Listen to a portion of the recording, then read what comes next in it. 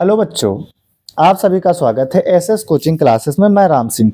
हम लोग पढ़ रहे हैं कक्षा 10 का अध्याय नंबर 5 समांतर श्रेणी, जिसमें हम लोगों ने 5.1 और 5.2 एक्सरसाइज कंप्लीट कर ली है और 5.3 एक्सरसाइज के भी हम लोगों ने 10 सवाल कंप्लीट कर लिए हैं। आज जो हमारा है 11वां सवाल है, वो है, देखिए ध्यान से देखिएगा। यदि किसी एपी के प्रथम n पदों का योग 4n माइनस एन स्क्वायर है, 4n माइनस एन स्क्वायर है, तो इसका प्रथम पद अर्थात s1 क्या है, प्रथम दो पदों का योग क्या होगा, दूसरा पद क्या है। इस प्रकार तीसरे और 10वें और nवें पद ज्ञात कीजिए। तो बहुत सिंपल सा सवाल है, ज़्यादा कठिनाई नहीं होनी चाहिए। अब यहाँ पर देखिए, आपको जो जो दिया गया है आप वो बातें यहाँ पर लिख लीजिए, थोड़ा ध्यान दीजिएगा क्या क्या हमको दिया गया है। सबसे पहले यहाँ पर आप देखिए,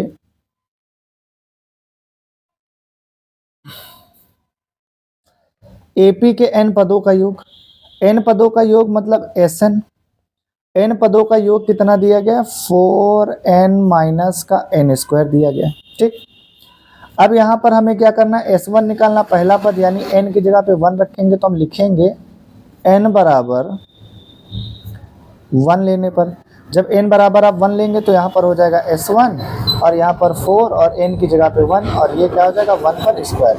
तो जहाँ पर n है वहाँ पर क्या लिखना है आपको, 1 लिखना। तो 4 माइनस 1 इक्वल टू कितना हो जाएगा 3। तो यानी इसमें कितने पद हैं, S1 का मतलब एक ही पद है और एक पद का मतलब ये प्रथम पद होगा। तो पहला पद प्रथम पद कितना हो जाएगा 3। तो पहला पद हमको पता चल गया, प्रथम पद कितना हो गया 3।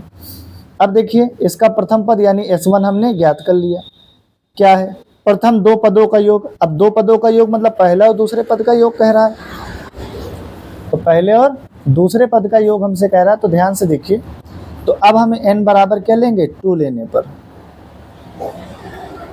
n बराबर 2 लेंगे तो यहाँ पर आपका हो जाएगा S2 और n की जगह पे 2 लिख दिया, ये 4 और इंटू 2 माइनस यहाँ पर ये 2 का स्क्वायर, तो 4 दूनी 8 माइनस 2 दूनी 4 और बराबर का यहाँ पर क्या हो गया 4, यानी दूसरा पद कितना हमें मिल गया 4। अब हमें दो पदों का योग मिल गया, कितना, सॉरी पद है, दो पदों का योग हमें कितना मिल गया 4। और हमसे सवाल में कहा है कि दो पदों का योग क्या होगा, प्रथम दो पदों का योग भी हमने निकाल लिया, दूसरा पद भी पूछा है। तो दूसरा पद है यानी दूसरा पद हम कब निकाल पाएंगे, यानी ये दो पदों का योग है तो इसमें से पहला पद घटा देंगे। तो यहाँ पर हम क्या निकालेंगे, A2 मतलब दूसरा पद, और दूसरा पद निकालने के लिए हम S2 से S1 को माइनस कर देंगे। तो S2 आया है 4 और S1 आया है 3, इसलिए A2 बराबर क्या हो जाएगा 1। तो दूसरा पद हमारे पास आ गया 1,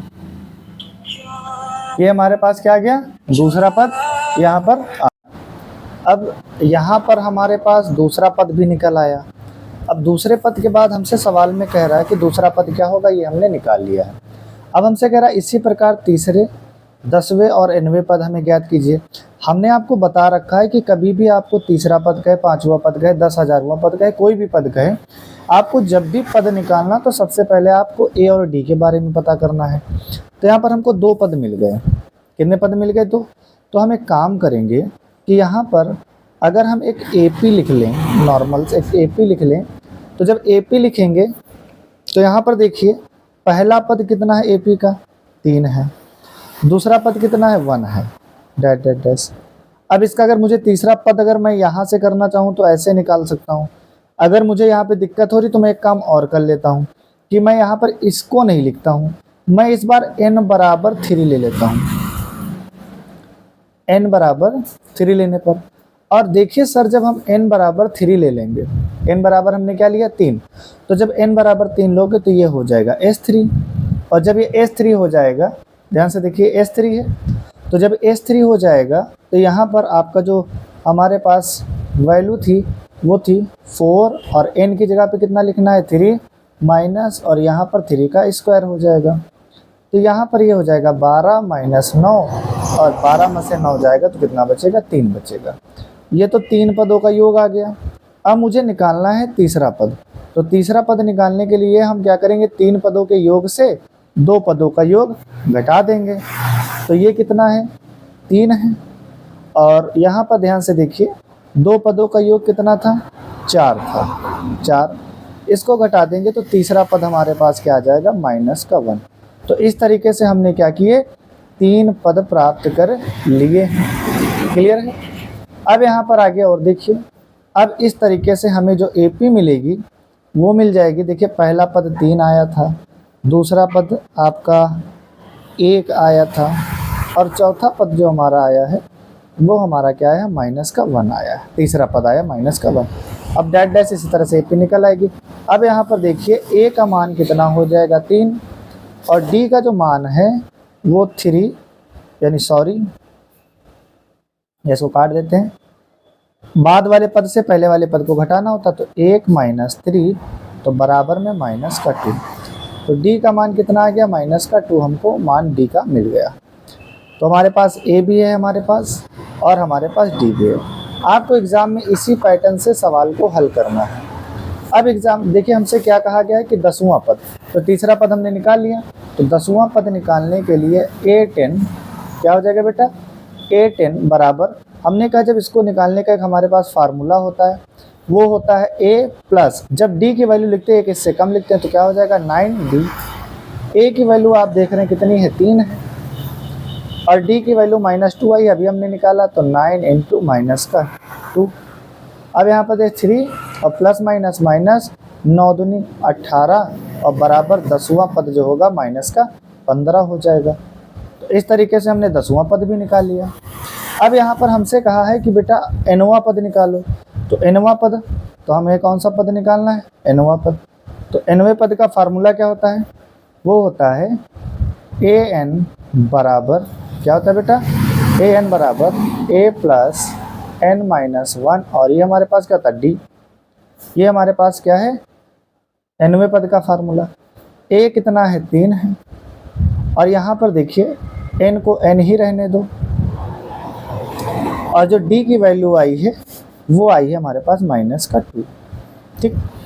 अब यहाँ पर ध्यान से देखो कि ये 3 है, 3 हो जाएगा, इस 2 से इसका मल्टीप्लाई हो जाएगा, करवा दें तो, या इसको हम मल्टीप्लाई कराते हैं तो अंदर ये हो जाएगा -2n, और ये माइनस माइनस क्या हो जाएगा प्लस, और ये हमारे पास हो जाएगा 2।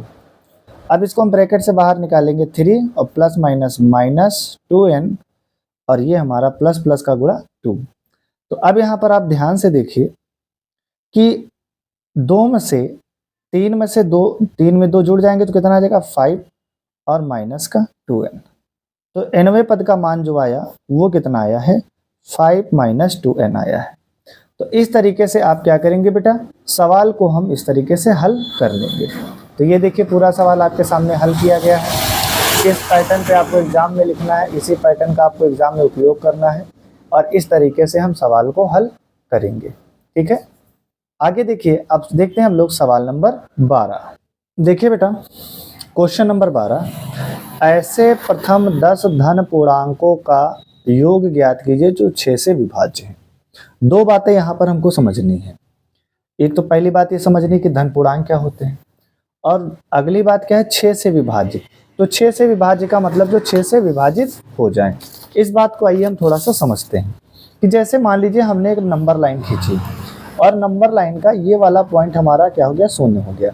ये एक्स एक्सिस है और ये एक्स डैश है, आपको पता है, और ये हमारी क्या होती है, वाई एक्सिस होती है। तो ये वाई होती है और ये हमारी क्या होती है, वाई डैश, आप जानते हैं। अगर हम यहाँ पर इसको क्या माने, 0 माने, तो इधर इधर इधर, यानी इधर के जितने भी वैल्यू होते हैं पॉजिटिव होती हैं, ये वैल्यू निगेटिव होती है, ऊपर जितनी भी वैल्यू होती है पॉजिटिव होती है, और ये वाली निगेटिव होती है। और पूर्णांक हम जानते हैं वो हमेशा ऋणात्मक से शुरू होते हैं, ऋण से शुरू होते हैं, धन पे जाके खत्म हो जाते हैं। ठीक, तो यहाँ पर इधर जाएंगे तो -1 -2 -3 -4, और ये अनंत। इधर जाएंगे तो 1 2 3 4 और डैश डैश करके इधर ये हमारे क्या हो जाएंगे, अनंत हो जाएंगे। क्लियर है। तो यहाँ पर देखिए धनात्मक कौन सा, ये तो वाले तो है, देखो माइनस से लेके प्लस तक ये सारे के सारे पूर्णांक हैं। लेकिन हमें कौन से पूर्णांक लेने, हमको धनात्मक लेने। कितने? 40 धनात्मक पूर्णांक लेने हैं, और ऐसे धनात्मक पूर्णांक लेने हैं जो क्या करने हो, जो हमारे 6 से विभाज्य हो। ठीक है, तो अब अगर हम धनात्मक पूर्णांक की बात करेंगे तो हमारे पास धनात्मक पूर्णांक क्या हो जाएंगे, 1 2 3 4 5 है ना बेटा, 6 7 8 9 और ये 10 डैश डैश, बहुत सारे इस तरह से होंगे। हमें वही लेना है जो 6 से विभाज्य हो। तो यहाँ पर ये 6 से नहीं कटेगा, ये भी 6 से नहीं कटेगा, इसका भी 6 से भाग नहीं जाएगा, इसका भी 6 से भाग नहीं जाएगा, इसका भी 6 से भाग नहीं जाएगा, तो इसका 6 से भाग जाएगा, यानी पहली संख्या हमारी क्या हो जाएगी, 6 हो जाएगी। तो हम क्या लिखेंगे, पहले हम लिखेंगे धनात्मक पूर्णांक। क्या हमारे बेटा ये धनात्मक पूर्णांक है। तो धनात्मक पूर्णांक कौन हो जाएंगे, 6, क्योंकि 6 से विभाज्य हूँ। तो पहला अगर निकल आता तो उतने में 6 जोड़ दो, और तो 6 में 6 जोड़ोगे 12, 6 त्रिक 18, 6 चौक 24 डैश डैश करके कितने पदों तक, कितने पद हैं, 40 पद हैं। इसलिए हम यहाँ पर ये भी लिख सकते हैं 40 पदों तक, ये लिख दिया। कितने पदों तक, 40 पदों तक। अब यहाँ पर देखिए, सबसे पहले यहाँ से आप निकालिए a। तो यहाँ से जब a निकालेंगे तो a की वैल्यू आएगी 6। फिर यहाँ पर आप देखिए d, और d की वैल्यू क्या हो जाएगी, बाद वाले से पहले वाले को घटाओ, तो 12 माइनस 6 बराबर कितना हो जाएगा, 6। और यहाँ पर देखिए n, कितने पद हैं, 40 पदों तक कह रहे हैं ना, कितने, 40 पदों तक। तो n का मान कितना हो जाएगा, 40।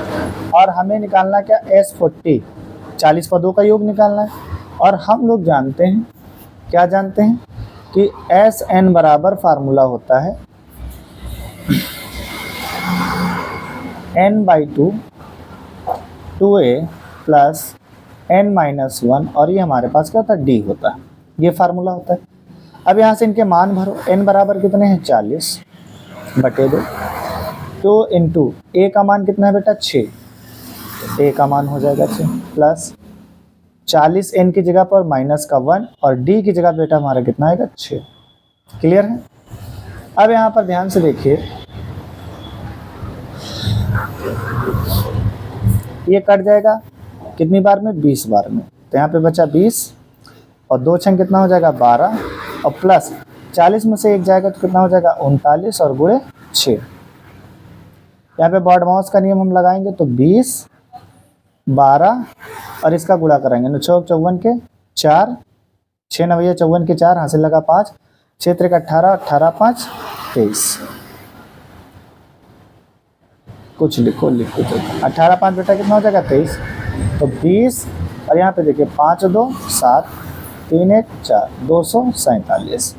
अब इससे इसका बेटा मल्टीप्लाई करा दो, ब्रैकेट हमेशा गुणे में होता है। तो 2 7 14 के 4, 2 चक्कू 8 1 9, 2 दूनी 4, और ये 0।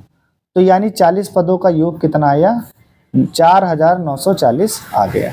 ठीक है बेटा, तो इस तरीके से आपको पूरा सवाल ये करना होगा। एग्जाम में आपको बिल्कुल इसी पैटर्न पे करना है। ठीक है बेटा, अब इसके बाद हम लोग देखेंगे सवाल नंबर 13। अब देखिए बेटा, क्वेश्चन नंबर 13, 8 के प्रथम 15 गुणजों का योग ज्ञात कीजिए।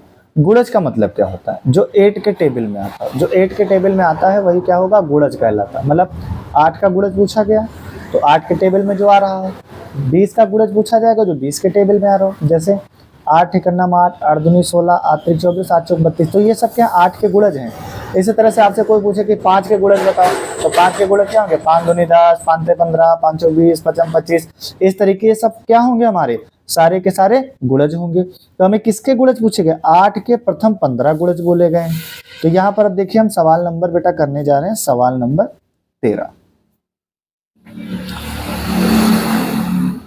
यहाँ पर आप लिखेंगे 8 के गुणज।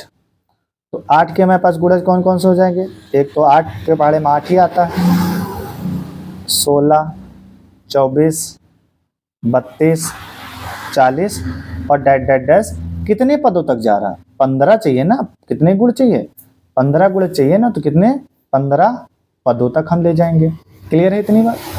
अब यहाँ पर देखिए, अगर हम यहाँ से इनकी वैल्यू निकालें तो a बराबर हमारे पास 8 आ जाएगा, d बराबर 16 में से 8 घटाना पड़ेगा बाद वाले से पहले वाले को, तो d बराबर कितना आया, 8 आ गया।